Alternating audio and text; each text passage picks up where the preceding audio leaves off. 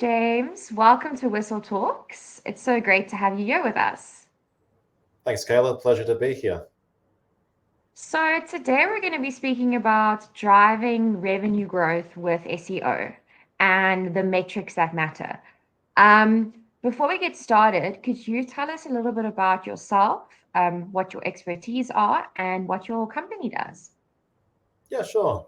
So my name is James. I've been pretty much an SEO digital marketer for over 15 years now. My current company is called Regmax. It's a SEO artificial intelligence platform that I've built myself, and we work with many clients around the world and help them scale and grow their businesses using AI SEO. Wow, that's very, very impressive. I find it really interesting that it's been going for 15 years, and I feel like people have only really started speaking about these kinds of things in the last couple of years. So you've been in this since the beginning, which is really interesting. Um, could you speak about the importance of SEO in driving revenue growth? Yeah, sure. So SEO is one of those things. It's one of the oldest forms of traffic on the internet. I think probably only email is older than organic search, right? And when we look at where traffic is going or where traffic referrers are coming from, there was a great report that Rand Fishkin data and SparkToro put out at the start of this year. They surveyed, over 1,000 largest sites, and of that, 63%, the mass majority of referring traffic is from Google, with the next sort of highest referring traffic source being Microsoft and Bing at 7% as an example. So it often has been and has remained for the last 25 years one of the largest inbound sources of traffic available. And for businesses, I, like myself, previously in the past, I've built many companies where the whole source of clients and customers and revenue came from organic search and organic search alone. And as do many companies around the world, where organic search is such a large source of inbound traffic, inbound customers, and inbound revenue.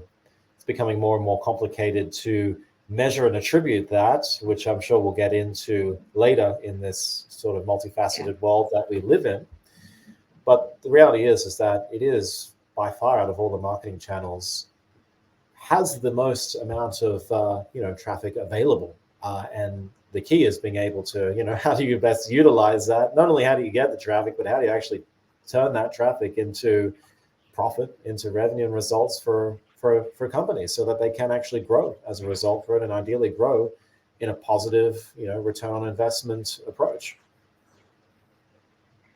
And James, what are some of the key SEO metrics that we should be measuring that have a direct impact on revenue? Yeah, totally. Well, I think you got to start with the North Star metric, which is if you are wanting to embark on an SEO, or if you associate SEO with business growth, i.e. revenue growth, then we need to look backwards from that. So what does that mean for your company? Usually that means an increase in customers. By landing a new customer to your business, what is the actual value added? And, for example, is the value of a customer the actual checkout purchase point, or the actual lifetime value that they're delivering? And about knowing what the lifetime value is. Then, depending on the type of company, obviously from that traffic coming through to the website, how much of that is converting? If there is a lead to sale conversion process that needs to happen, i.e. it's not direct e-commerce, it's not SaaS, what is that lead to sale conversion rate? Then we go back and understand the traffic component. And this is the thing, organic search is multifaceted. It's not just the more clicks you get from organic search, therefore the more customers and leads you get. It doesn't work like that. We need to understand the differences in intent between informational, navigational, discovery, awareness, commercial, purchase intent, and then understanding, okay, from the different sources and intent of traffic, how much of that can we capture and turn into actual customers, which, by the way, is no magic formula. It's not linear, and it's not really predictable either. It's one of those things where you can obviously know what metrics to work towards. is one thing, but then being able to realize that is a whole nother thing in itself. Could we speak about techniques and the effective measurement and the analysis techniques of SEO? 100%. So, well, let's just break down those metrics that I shared. So, okay, we understand from the point of actual, revenue generation, i.e., a payment has occurred. So, okay, SaaS e-commerce, we can track that back to the actual checkout page using Google Analytics, enhanced e-commerce tracking, right? We can be able to have a level of tracking and attribute revenue to the conversion, and then from that revenue, we can have some type of, we can talk about attribution later, but we can have some type of associated attribution with organic search. So that's one component. If the business is not SaaS or e-commerce, i.e. they're not transacting online, it's an offline transaction, well, then we need to be able to make sure we have visibility on the actual deal pipeline. And what I mean by that is of leads entering the top of the funnel or the deal pipeline, are these leads associated or attributed their customer journey online with organic search? And of them, how many have actually converted? And what's the conversion amount? So that usually that's tracked within the CRM, correct? Then from that, we are able to understand conversion rate on the website, lead to sale conversion rate in the CRM. Conversion rate on the website comes through analytics platform. Google Analytics is probably the most obvious one. And from there, we can understand, for example, the amount of clicks we're getting from organic search. Google Search Console is, the best and most accurate tool, even though it's not that accurate, but it's the best that we've got and it's free. And the rest is then understanding where our metrics, our rankings are landing in organic search, and tools such as Ahrefs, SEMrush. There's a lot of them out there that can help with sort of, the basic rank tracking. That's the easy part to address. Yeah. Since you've been in this industry for so long, I'm sure you have quite a lot of real world examples or case studies that you've got in mind. Could you maybe talk to us a little bit about something that really stood out to you in a real world example? Yeah, 100%. Well, I'll use my most recent client that we've been working very closely here at RankMax. So this business is a professional service company. So their sales process happens offline. It's not an online transaction. So it does make it a bit more difficult to track. So what we do here is we're tracking on two components. We're using Google Analytics for multi-funnel attribution tracking. And this is pretty much the only online analytics platform I really rely on for tracking in this day and age. Why? Because this is the thing, is like, for example, when I say 63% of organic search is the biggest referral source on the internet, that's just for the click. It doesn't account where people actually discover the brand. And when you actually look where people are spending their time on the internet, they're not spending their time sitting on Google search, right? In fact, their time on Google is only actually 10% of where they're spending their time online. Social media is the biggest one. No surprises there, 20%. Yeah. And productivity apps, sitting in Gmail, your project management tool, whatever you do in your day is the other big one at 20%, right? Then comes news, then online shopping, e-commerce, then finally search, right? So this is the thing, is that if they discover the brand on social media, then what do? Okay, I've heard of the brand. I'm going to Google the company. And then from Google, I'm going to click on the website. Now, you look at last click attribution, which is the model that, has been used for since the dawn of analytics, right? Who is attributed to that? Who gets the attribution for that customer? Does social media get it? No. Google gets it, even though that the discovery happened on social media. So Google is aware of this and actually trying to fix this in Google Analytics 4 with multi-channel attribution.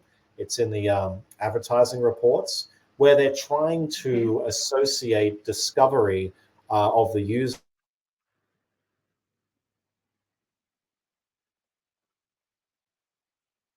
with this is because in this day and age where everyone's removing third-party cookies and all the privacy laws and all of these things, it's becoming near impossible. Actually, in some cases, it is impossible to track the customer purchase journey. So what I'm trying to say is that we've got to take it with a grain of salt. How we do this is we literally ask the customer, where did you discover us? And even that's not perfect because the customer could have discovered you across multiple channels, but at least in the customer's mind, the channel that they write down is the channel that they perceive the most value Yeah. for, or have the highest engagement for your business. So if they attribute that, when we ask them, if they say, or Google search, and we know this company is not running paid search, so when they say Google search, it is from SEO, organic search, then we know in the customer's mind that's producing the revenue for the business that this is the highest value attribution in their mind. And that's really the best we can go in this age, right? Naturally, we can back that up through Google Analytics multi-source attribution. We can kind of see that journey where they go from Google, then they might go away, then they might read an email, then come back. We can sort of report it. But really, what I'm relying on is just literally asking the customer. And this technique doesn't really scale that well, too, by the way. I'm very well aware of that. But that gives us the best information. And so from this client, when we do this, when we start the campaign, their organic search has gone up something like a factor of 300 to 400% in the 3 months that we started our campaign. Oh, And from this, the leads generated, we're asking each and every single one, where did they first discover at?